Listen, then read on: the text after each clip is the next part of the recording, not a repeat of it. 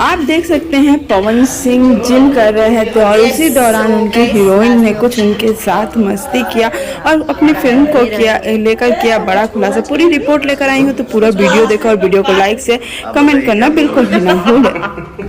पलक झपकते भोजपुरी के सारा खबर पहुंच जाई रउआ तक। राउर आपन चैनल भोजपुरी स्टार ट्यूब अगर देखो तानी तो सोची मौत, जाके कर दी सब्सक्राइब, घंटा के आइकन के दू हाली जरूर दबा देव। सब खबर फ्री में पहुंची रउआ तक। सुबह लेकर आ गई हूँ आपके लिए बहुत बड़ी न्यूज। जी हाँ दोस्तों, लंदन से पावर स्टार की हीरोइन ने कुछ ऐसी फोटो और वीडियो शेयर की जो लोगों के मन में उनके लिए एक कह सकते हैं कि एक गुदगुदी से उत्पन्न कर दी।